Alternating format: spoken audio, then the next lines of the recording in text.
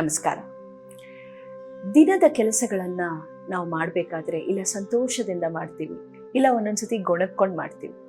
ಮಾಡೋ ಕೆಲಸಗಳನ್ನು ನಾವು ಮಾಡಲೇಬೇಕು. ಸಂತೋಷದಿಂದ ಮಾಡುವಂತಹ ಕೆಲಸವನ್ನು ಕರ್ಮಯೋಗ ಅಂತ ಹೇಳ್ತಾರೆ. ಏನಿದು ಕರ್ಮಯೋಗ ಅಂತೀರಾ?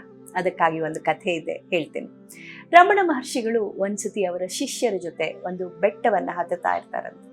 ಆ ಶಿಷ್ಯರಲ್ಲಿ ವಿದೇಶಿಯರು ಕೂಡ ಇರ್ತಾರೆ.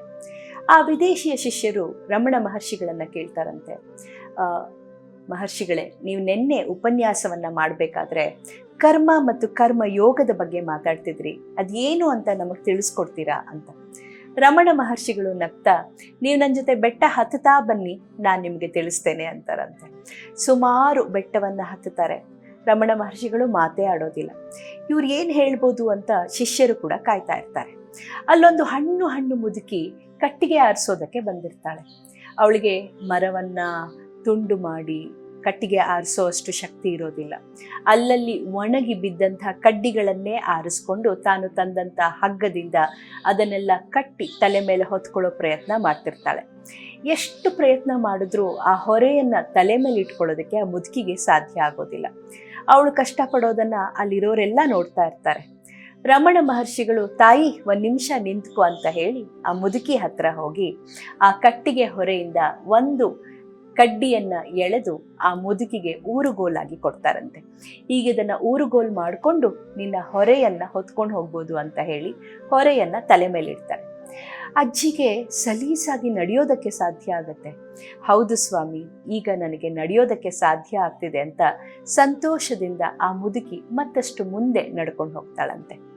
ಈಗ ನಿಮಗೆ ಕರ್ಮಯೋಗ ಅರ್ಥವಾಗಿದೆಯಾ ಅಂತ ರಮಣ ಮಹರ್ಷಿಗಳು ಅವರ ಶಿಷ್ಯರನ್ನ ಕೇಳ್ತಾರೆ. ನಾವು ಮಾಡುವಂಥ ಕೆಲಸ ಕರ್ಮ, ಅದನ್ನು ನಾವು ಮಾಡಲೇಬೇಕು, ಅದರಿಂದ ನಾವು ತಪ್ಪಿಸ್ಕೊಳ್ಳೋದಕ್ಕೆ ಸಾಧ್ಯ ಇಲ್ಲ. ಅದೇ ಕೆಲಸವನ್ನ ಸಂತೋಷದಿಂದ ಮಾಡೋದೇ ಕರ್ಮಯೋಗ. ಆ ಮುದುಕಿಗೆ ನಾನು ಆ ಕಟ್ಟಿಗೆಯನ್ನ ತೆಗೆದುಕೊಟ್ಟ ತಕ್ಷಣ ಅದನ್ನೇ ಊರುಗೋಲಾಗಿಸ್ಕೊಂಡು ಅವಳು ಸಲೀಸಾಗಿ ನಡೆಯೋದಕ್ಕೆ ಸಾಧ್ಯ ಆಯಿತು. ಅದೇ ರೀತಿ ನಾವು ಮಾಡುವಂಥ ಕೆಲಸದಲ್ಲಿ ಸಂತೋಷವನ್ನು ಹುಡುಕೊಂಡಾಗ ನಾವು ಕರ್ಮಯೋಗವನ್ನ ಮಾಡಬಹುದು. ಅದೇ ಸಂತೋಷದಲ್ಲಿ ನಮ್ಮ ಕೆಲಸವನ್ನು ಚೆನ್ನಾಗಿ ಮಾಡ್ಬೋದು ಅಂತ ರಮಣ ಮಹರ್ಷಿಗಳು ಹೇಳ್ತಾರೆ. ಬಹುಶಃ ಇದನ್ನ ನಾವೆಲ್ಲರೂ ನೆನ್ಪಿಟ್ಕೋಬೇಕು. ಜೀವನದಲ್ಲಿ ನಾವು ಮಾಡಲೇಬೇಕಾದಂತಹ ಕರ್ತವ್ಯಗಳು ಅಂತ ಇದ್ದಾಗ ಅದರ ಬಗ್ಗೆ ಬೇಸರ ಮಾಡಿಕೊಳ್ಳದೆ, ಗೊಣಗಿಕೊಳ್ಳದೆ, ಅದನ್ನು ಸಂತೋಷದಿಂದ ಸ್ವೀಕರಿಸಿ ಒಳ್ಳೆಯ ಮನಸ್ಸಿನಿಂದ ಮಾಡಿದಾಗ ಆ ಕೆಲಸಗಳು ಕೂಡ ತುಂಬ ಚೆನ್ನಾಗಾಗುತ್ತೆ. ಹಾಗೆ ಆ ಕರ್ಮಯೋಗದ ಒಂದು ಪುಣ್ಯ ಕೂಡ ನಮಗೆ ಪ್ರಾಪ್ತಿಯಾಗತ್ತೆ.